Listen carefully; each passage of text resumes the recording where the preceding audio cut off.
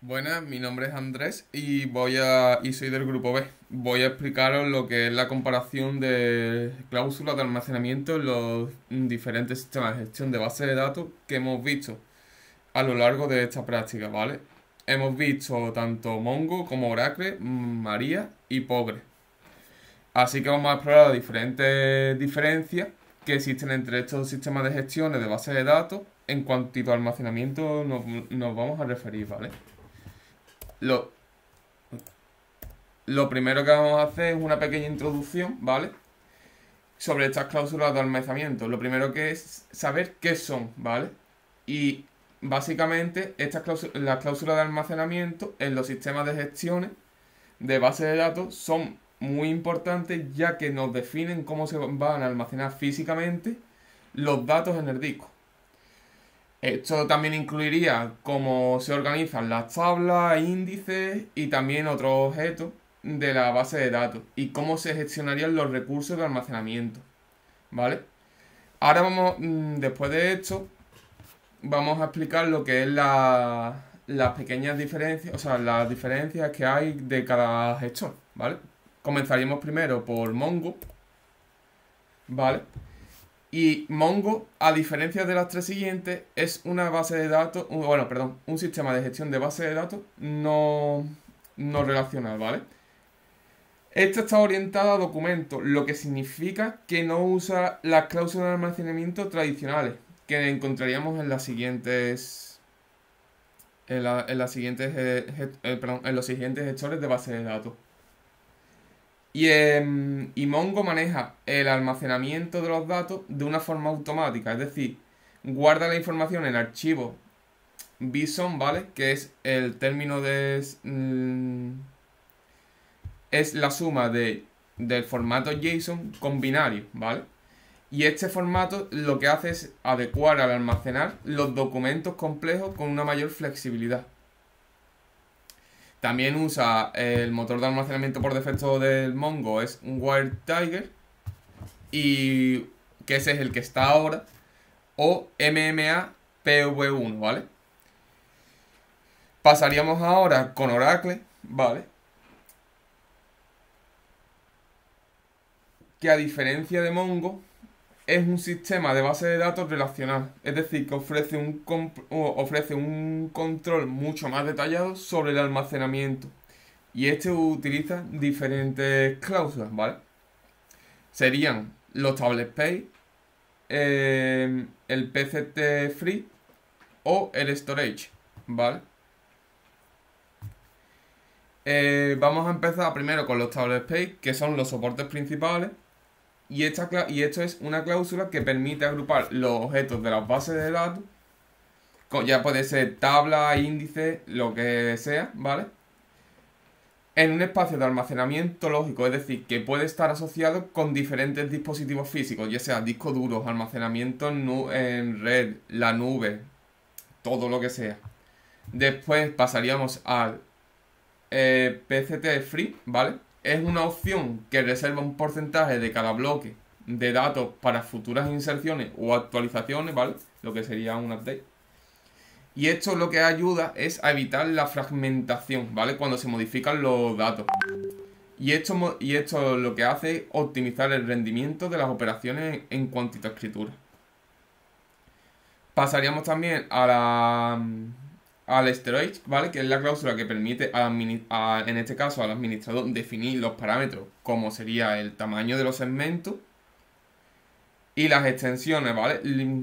Cabe recalcar que los segmentos son unidades de almacenamiento de datos y las extensiones son fragmentos de estos segmentos. Sé que es un poco lioso, ¿vale? Pero es que hay que tener en cuenta bastante la diferencia de los dos, ¿vale? Y también decir que las extensiones, aunque sean fragmentos de estos segmentos, son los que añaden medidas para que los datos crezcan, ¿vale?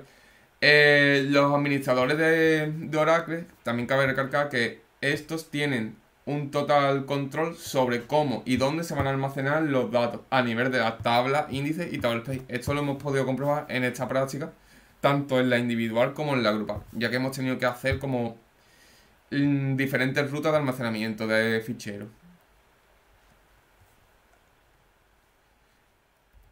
ahora pasaríamos con MySQL, ¿vale?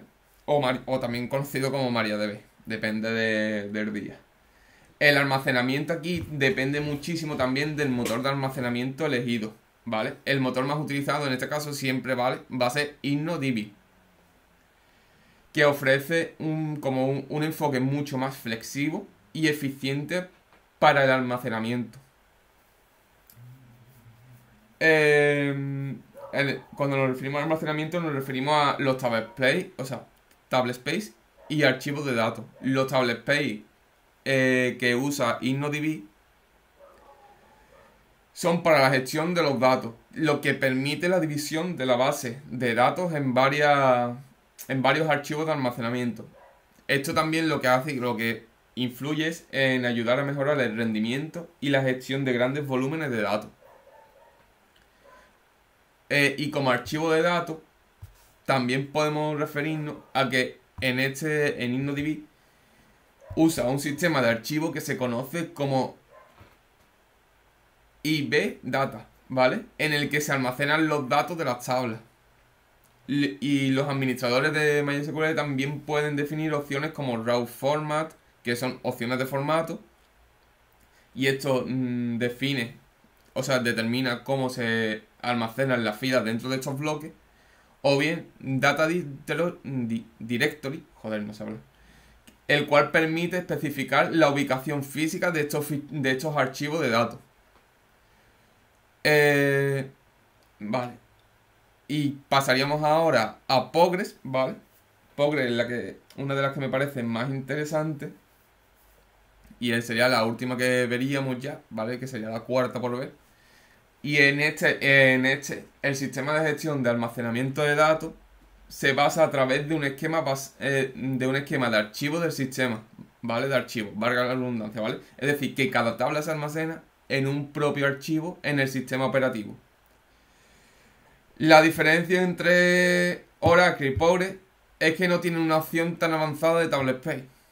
Pero este sí que permite la creación de tablespace, aunque la forma sea mucho más simple y directa. Es decir, cuando nosotros tenemos en plan pues oye, voy a hacer un TS1, pues es mucho más directo y mucho más simple hacerlo en Postgres que hacerlo en Oracle.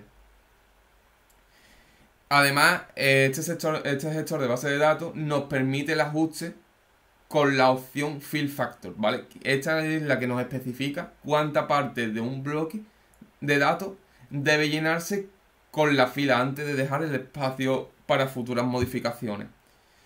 Es bastante similar con lo que hemos comentado antes, con el PCT Free. Y este nos ayuda a reducir la fragmentación de datos. Y por último haremos una pequeña conclusión, ¿vale? Y podríamos hacer un resumen, ¿vale? Que cada sistema de gestión de base de datos tiene su propio enfoque para la gestión de almacenamiento, ¿vale? Como hemos visto primero Mongo, podríamos decir que Mongo, diremos que Mongo maneja toda la forma automática sin la necesidad de especificar cláusulas de almacenamiento, es muy cómodo.